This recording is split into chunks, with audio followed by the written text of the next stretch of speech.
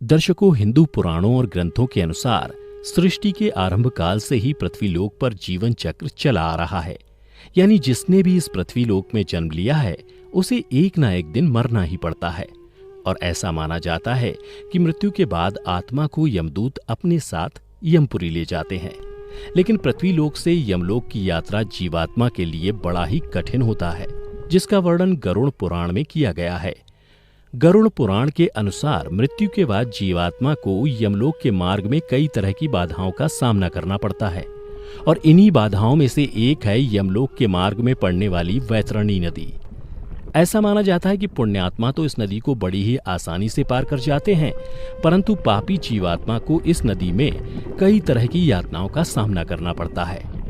आज के इस वीडियो में मैं आपको बताऊंगा कि वैतरणी नदी कैसी है और पापी आत्माओं को यहाँ किस प्रकार की यातनाओं से होकर गुजरना पड़ता है। पुराण के धर्मकांड के प्रेतकल्प अध्याय के अनुसार एक दिन पक्षी श्रेष्ठ गरुड़ भगवान श्री कृष्ण से पूछते हैं कि हे प्रभु, मृत्युलोक और यमलोक के बीच जो वैतरणी नदी स्थित है उससे जीवात्मा का क्या संबंध है और उन्हें इस नदी में किस तरह की सजा भुगतनी पड़ती है और पापी आत्मा इससे कैसे पार करते हैं।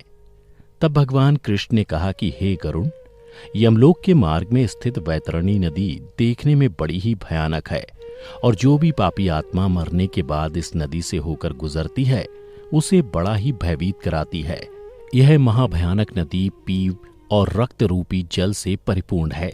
इतना ही नहीं, यह नदी मांस और कीचड़ से भरी हुई है। यह नदी पापियों को देखकर कई तरह के भयाक्रांत स्वरूप को धारण कर लेती है। पापी आत्मा की नदी में प्रवेश करते ही इस नदी का जल पात्र के मध्य में घी की भांति तुरंत खौलने लगता है। उसका जल कीटाणुओं एवं वज्र के समान सूंड वाले जीवों से व्याप्त है। साथ ही इस नदी में घड़ियाल, वज्रदंत तथा इनके ही जैसे अनेकों हिंसक एवं मांस भक्षक जलचरों से भरी हुई है। और नदी में जैसे ही पापी आत्मा का प्रवेश होता है वह 12 सूर्य की गर्मी के समतुल्य तपने लगती है। उससे उस महाताप में पापी चिल्लाते हुए करुण विलाप करने लगते हैं। ताप के कारण पापी आत्मा अपनों को पुकारने लगती है, और जब कोई उसके पास नहीं आता तो वो उस भयंकर धूप में इधर उधर भागने लगती है। और तब उसे ताप बर्दाश्त नहीं होता तो वह आत्मा उस दुर्गंधपूर्ण जल में डुबकी लगाती है और अपनी आत्मग्लानि से व्यथित होती है। फिर श्री कृष्ण कहते हैं कि हे गरुड़, कुछ जीवात्माएं ऐसी भी होती हैं जिन्हें मृत्यु के पश्चात इसी वैतरणी नदी में रहना पड़ता है। जैसे कि जो अपने जीवन काल में आचार्य, गुरु, माता पिता एवं अन्य वृद्ध जनों की अवमानना करते हैं, उसे इसी महानदी में रहना होता है।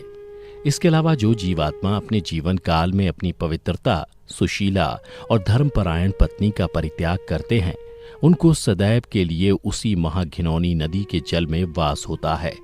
साथ ही जो जीवात्मा जीवित रहते हुए अपने स्वामी, मित्र, तपस्वी, स्त्री, बालक एवं वृद्ध का वध करते हैं, वे इसी महानदी में ही गिरते हैं।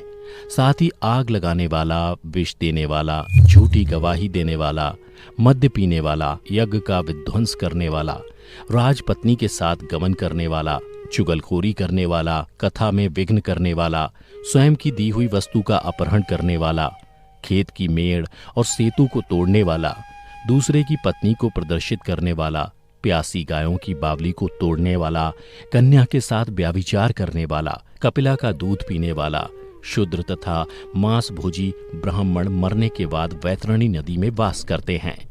इन सब के अलावा अहंकारी, पापी तथा अपनी झूठी प्रशंसा करने वाला, कृतघ्न, गर्भपात करने वाला वैतरणी में निवास करता है। परंतु इन पापी जीवात्माओं में जिसने मकर और कर्क की संक्रांति, सूर्य चंद्र ग्रहण संक्रांति, अमावस्या अथवा अन्य पुण्यकाल के आने पर श्रेष्ठतम दान दिया हो, उसे एक निश्चित समय के पश्चात इस नदी से यमदूतों के द्वारा निकाल लिया जाता है।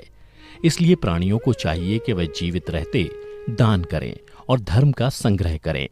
इसके अलावा जो जीवात्मा जीवित रहते हुए गोदान करता है, यानी काले अथवा लाल रंग को 2 काले रंग के वस्त्रों से आच्छादित करके ब्राह्मणों को दान दे देता है, उसे भी इस नदी की यातनाओं से मुक्ति मिल जाती है। इसलिए हिंदू धर्म में मृत्यु से पहले गोदान कराया जाता है। ऐसा माना जाता है कि गोदान करने से मनुष्य उसी गाय की पूंछ पकड़कर उस नदी को पार करता है और उसे सुकर्म के प्रभाव से ऐहिक और पारलौकिक सुख की प्राप्ति होती है। इसीलिए दोस्तों, मनुष्यों को चाहिए कि वह अपने जीवन काल में अधिक से अधिक धर्म का संग्रह करे, जिससे कि उसे मृत्यु के बाद किसी तरह का कष्ट न झेलना पड़े। तो दर्शकों, आशा करता हूं कि आपको गरुड़ पुराण की ये गूढ़ बातें समझ आ गई होंगी। अगर समझ में आ गई हो तो अपने तक ही इसे सीमित ना रखें, बल्कि अपने दोस्तों और परिवारीजनों के साथ शेयर भी करें। और वीडियो पसंद आई हो तो इसे लाइक भी करें। और हाँ, अगर आप हमारे चैनल पर नए हैं तो इसे अभी सब्सक्राइब कर लें। आज के वीडियो में फिलहाल इतना ही। अब हमें दें इजाजत, और वीडियो को अंत तक देखते रहने के लिए आपका बहुत बहुत शुक्रिया।